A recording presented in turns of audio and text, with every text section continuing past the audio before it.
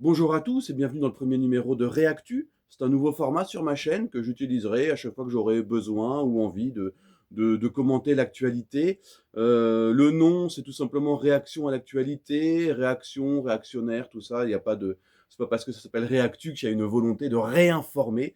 C'est un format sans prétention pour partager des opinions liées à l'actualité chaude avec vous, tout simplement puisque, j'ai un site bien entendu, brunohirou.biz où je diffuse mes idées sur l'actualité.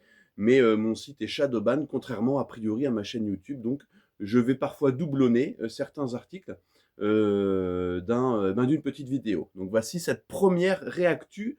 Donc normalement, vous l'avez vu dans le titre, elle traite de l'interdiction de ne pas être de gauche, l'insupportable police de la pensée, dans le sport et elle traite du cas Félix Nmecha. C'est un joueur de foot allemand. Donc le 10 septembre dernier, vous le savez, le républicain Charlie Kirk a été assassiné pendant l'une de ses discussions avec des étudiants américains.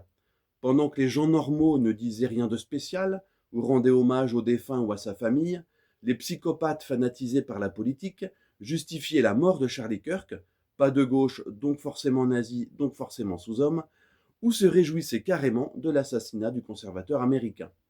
Rappelons-le ici, le seul reproche que l'on puisse faire à Charlie Kirk, objectivement, était qu'il débattait de ses idées avec tout étudiant, de droite ou de gauche ou d'ailleurs, et qui le souhaitait, et il partageait également, à qui voulait bien l'entendre, les bienfaits de sa conversion au christianisme. Il a passé sa courte vie à débattre, et ils l'ont tué quand même. Sa mort a donc légitimement choqué les gens normaux, et parmi eux, donc le footballeur professionnel Félix Nmecha, milieu de terrain du Borussia Dortmund et de la sélection nationale allemande, la Mannschaft. Il a posté ceci sur les réseaux sociaux. Repose en paix avec le Seigneur. Quel jour triste que le Seigneur soit avec la famille Kirk. Et il a ajouté Jésus est le chemin, la vérité et la vie. Célébrer le meurtre d'un père, de deux enfants et d'un mari, un homme qui a défendu pacifiquement ses convictions et ses valeurs, est profondément maléfique et montre à quel point nous avons besoin de Jésus-Christ. Que Dieu fasse miséricorde et ouvre vos yeux et vos cœurs au nom de Jésus. Voilà, c'est tout. Simplement la communication d'une tristesse profonde face à l'assassinat d'un innocent et d'une empathie pour les proches endeuillés. Eh bien, cela a suffi pour créer la polémique dans ce monde pourri du football où gauchisme et corruption font très bon ménage.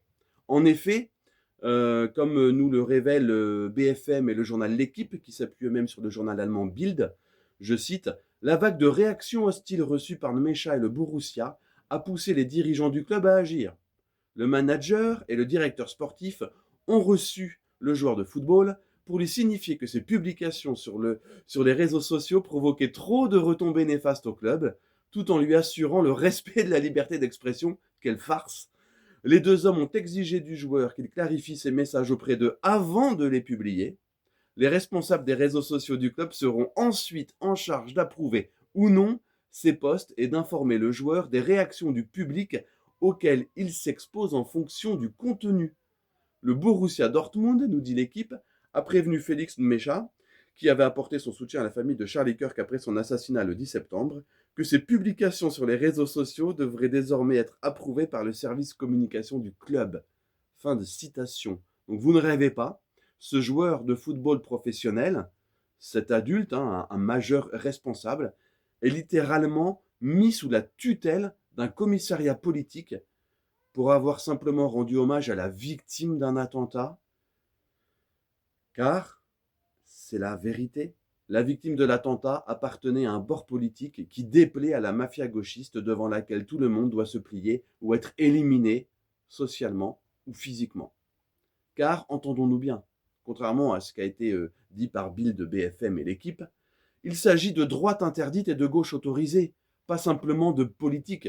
Sinon, et vous avez pu le voir sur l'image d'illustration, pourquoi le Borussia Dortmund aurait-il mis tout son effectif à genoux lors des émeutes de Black Lives Matter suite à la mort accidentelle du criminel américain George Floyd? Voilà, chers amis, un petit point sur cette fausse polémique et vraie tentative, une fois de plus, d'avancer les pions de la tyrannie gauchiste dans le monde du sport. À très bientôt.